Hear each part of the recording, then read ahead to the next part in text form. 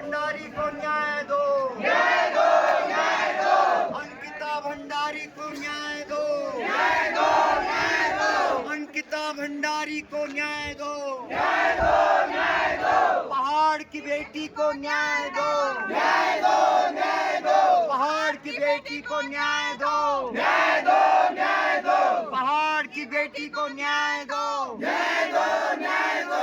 अंकिता हम व्यक्तिगत लड़ाई लेकर के ये हम सबकी लड़ाई है।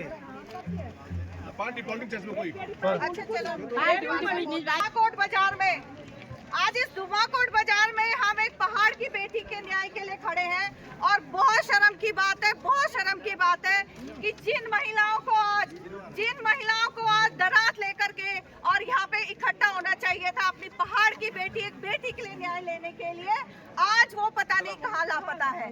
मैं तमाम यहाँ पे जितनी भी उपस्थित मेरी माताएं बहनें हैं और सुन रहे हैं इस बाजार के दुकानदार, वो सब ये सुन ले कि आज आपका जमीर मर चुका है। आप एक जिंदा लाश बन के यहाँ पे खड़े हैं, क्योंकि जो लोग अपने पहाड़ के लिए नहीं लड़ पा रहे हैं और जो अपने लिए नहीं लड़ पा रहे हैं, वो किसी के लिए क्या लड़ पाएंगे। आज 3 साल इस बेटी को न्याय मांगते हो गए हैं, इनके माता पिता को न्याय मांगते हो गए हैं और हम लोग 3 सालों से जिस बात के लिए सुप्रीम कोर्ट में लड़ाई लड़ रहे थे, लेकिन अब अचानक से राजनीति में एक ऐसा भूचाल आया कि इसमें शामिल कांड करने वाले भी पुलकित आर्य, विनोद आर्य, ये सब के सब भाजपा के लोग। उसके बाद आज जिन्होंने ये दोबारा से ये सारा प्रपंच रचा, वो भी भाजपा के लोग। तो आज जनता सड़कों पे क्यों नहीं है?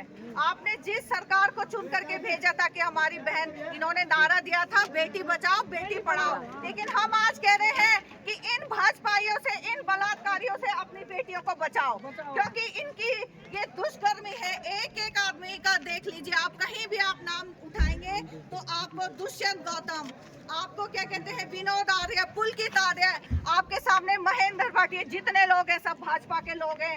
ये इनकी जो है हरिद्वार में इनकी जो जितने भी एक कार्यकर्ता थी अनामिका शर्मा, उसने आप सबके सामने ये बात लाना जरूरी है कि 13 साल की अपनी बेटी को उसने केवल 13 साल की भाजपा का कार्यकर्ती है, सुन लीजिए, उसने अपनी 13 साल की बेटी को क्या कहते हैं इस गंदगी में धकेला और उसको क्या कहते हैं दुष्कर्म करने के लिए उसने अपने क्या कहते हैं उसको इस गंदे काम में डाला है। तो वो भी भाजपा के हैं। बताइए ये क्या किसी बेटी को न्याय देंगे जब ये खुद से इतने बेशरम और क्या कहते हैं इतने बेशरम हो चुके हैं। 3 साल से अंकिता की लड़ाई लड़ते लड़ते हमने सोचा था कि देशियों को उम्र कैद मिल गई है, लेकिन क्या उम्र कैद मिली है? क्या मारेंगे उनको आप? उम्र कैद कोई सजा होती है?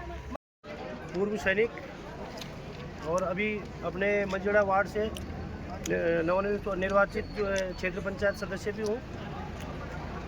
मैं आप सभी से एक ही बात कहना चाहूँगा। मैं पहली बात तो कोई भी आदमी हर चीज़ को कहे, राजनीति को अपने दिमाग में न लाए। हम न राजनीति जानते न करना चाहते, लेकिन आज जहाँ पर एक लड़ाई की बात है, मैं खुद जो अब रिटायरमेंट आई अब घर में सेटल हो गई अभी, है ना। तो मैं चांद की आज जो मजबूरी पहले थी वो ठीक है, लेकिन आज हम जो यहाँ पर एक क्या अपंग बन के हम लोगों ने अपने आप को अपंग बना रखा है और इसी चीज़ का जो है सत्ताधारी लोग जो है फ़ायदा उठाते हैं हमारी कमियों के कारण, है ना। आज हमारे चाहे प्रधान है चाहे क्षेत्र पंचायत सदस्य है, वो हमारी वजह से ही वो क्यों, अगर मैं तो क्लियर बोला कि भाई आज अपने गांव में आप अपने प्रधानों से पूछो कि भाई काम कहाँ है या पहले क्या नहीं हुआ। अगर जब वो एक भी हम एक ही नहीं हो सकते। आज ये अंकिता बेटी हमारी जो है एक जो बोलती कि गरीब कोई नहीं बोल दी ना, तो आज वह माँ बाप तक कोई नहीं था।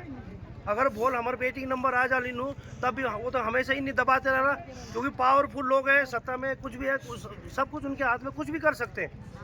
तो कब तक हम डर के बैठे रहेंगे? मेरा बोलने का मतलब ये।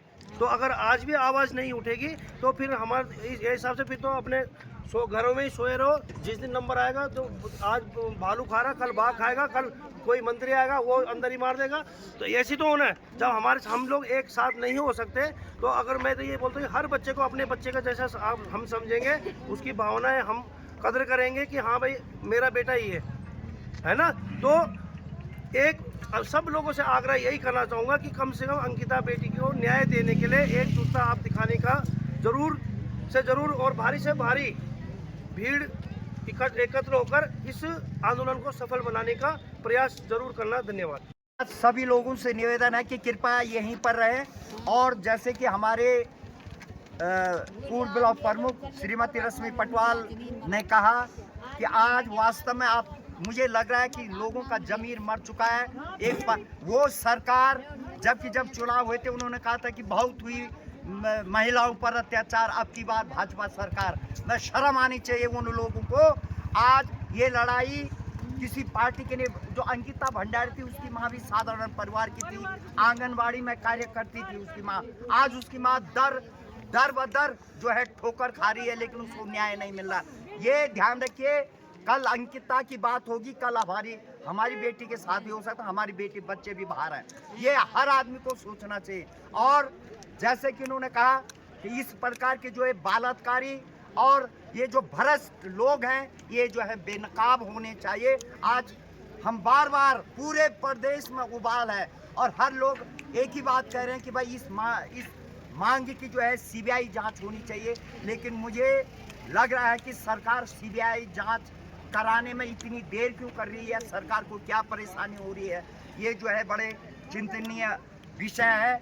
अभी इसके पश्चात हम जो है मुख्यमंत्री को ज्ञापन देने तहसील में जाएंगे। आप सब लोग हमारे साथ चलेंगे और हमारे बीच में हमारे गुरुजी वरिष्ठ सामाजिक समाज सेवी परम आदरणीय श्री गबर सिंह बिष्ट जी हमारे बीच में, मैं उनसे निवेदन करूंगा कि वे 2 शब्द कहने का भंडारी हत्याकांड की सीबीआई जांच हेतु, अगर अंकिता भंडारी के हत्याकांड की सीबीआई जांच हेतु आपके माध्यम से माननीय मुख्यमंत्री जी को ज्ञापन सौंप रहे हैं और हमें आशा ही नहीं पूर्ण विश्वास है कि ये आपके माध्यम से जो है शासन तक जाएगा और इस मांग पर जो है कार्रवाई होगी। मैं थोड़ा मांग आपके सामने रख रहा हूँ। सेवा में माननीय मुख्यमंत्री उत्तराखंड सरकार विषय बहुचर्चित अंकिता भंडारी हत्याकांड की सीबीआई जांच हेतु द्वारा उप जिलाधिकारी धुमाकोट महोदय उपरोक्त संदर्भ में आपको सादर अवगत कराना है कि पहाड़ की बेटी अंकिता भंडारी हत्याकांड पर पूरा पहाड़ जो है आक्रोशित है। पूरे राज्य की महिला एवं आम नागरिक इस प्रकरण पर आवश्यक कार्रवाई न होने के कारण जो है अपने को ठगा सा महसूस कर रही है। अतः महोदय से निवेदन है कि मामले की सीबीआई जांच करवाकर सरकार दोषियों को सजा दिलाने का कार्य करे ताकि भविष्य में इस प्रकार की घटना की पुनरावृत्ति न हो। ये मैं आओ